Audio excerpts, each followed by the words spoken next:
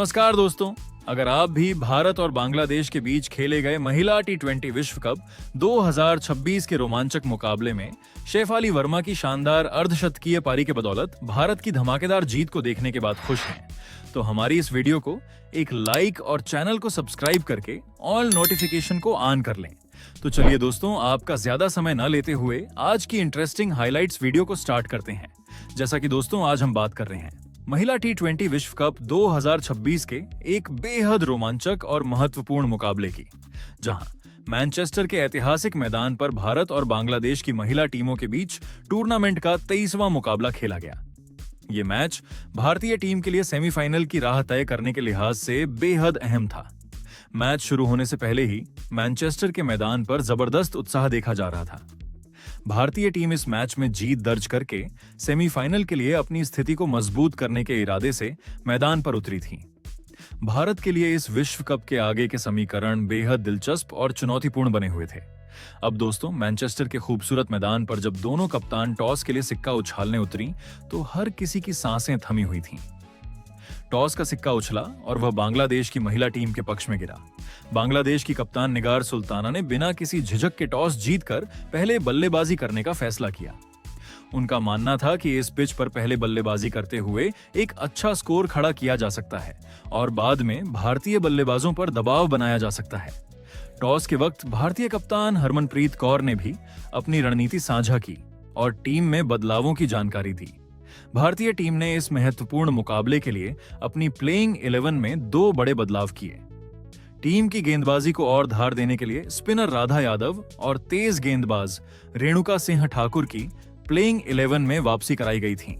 अब दोस्तों, टॉस जीतकर पहले बल्लेबाजी करने उतरी बांग्लादेश की टीम की तरफ से दिलारा अख्तर और जुआरिया फिरदौस की सलामी जोड़ी क्रीज पर उतरी थी। भारतीय टीम की तरफ से गेंदबाजी की कमान उनकी सबसे भरोसेमंद तेज गेंदबाज रेणुका सिंह ठाकुर ने संभाली।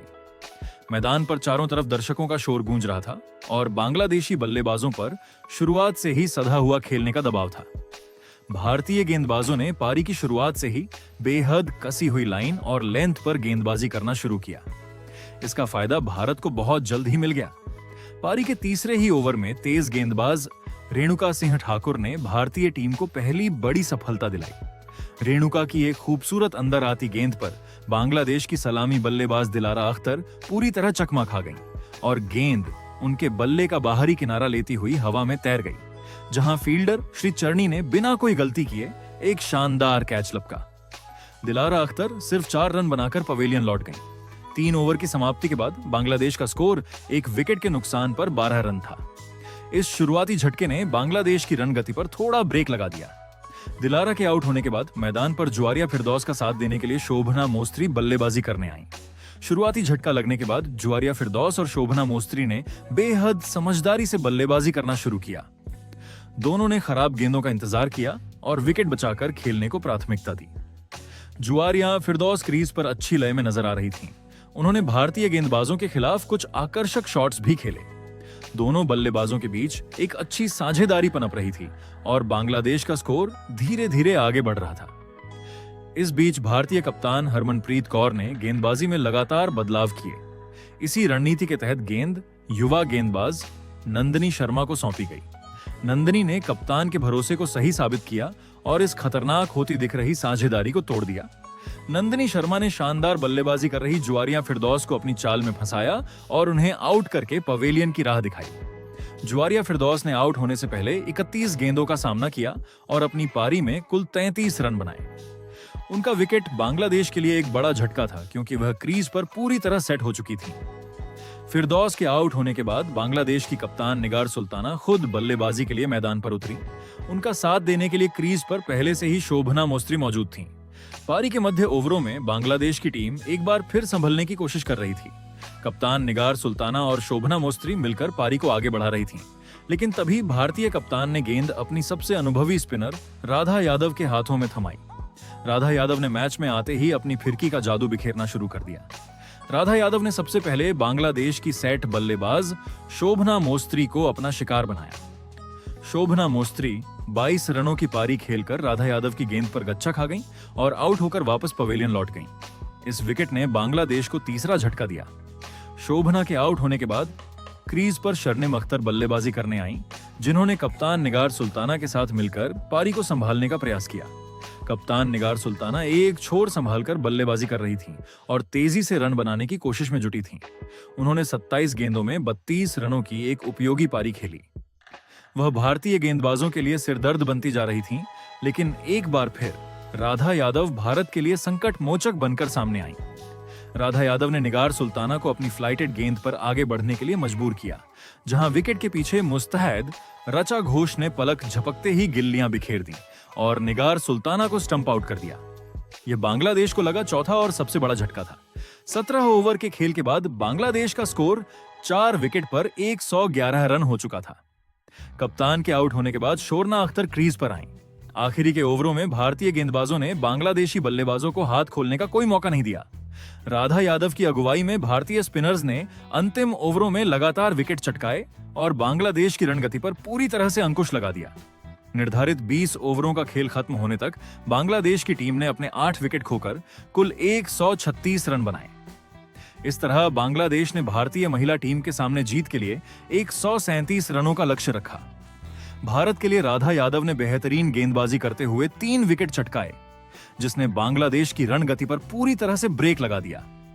अब दोस्तों, 137 रनों के लक्ष्य का पीछा करने उतरी भारतीय टीम की शुरुआत उम्मीद के मुताबिक नहीं रही। भारत की स्टार सलामी बल्लेबाज स्मृति मंधाना आज बड़ी पारी खेलने में नाकाम रहीं। बांग्लादेश की गेंदबाज मारूफा अख्तर ने भारतीय पारी के शुरुआती ओवर्स में ही भारत को पहला झटका दे दिया। मारूफा अख्तर की एक गेंद पर स्मृति मंधाना ने बड़ा शॉट खेलने का प्रयास किया, लेकिन गेंद हवा में लहरा गई और वहां मुस्तैद राबिया खान ने कोई गलती न करते हुए एक आसान सा कैच लपक लिया। स्मृति मंधाना सिर्फ 8 रन बनाकर पवेलियन लौट गईं।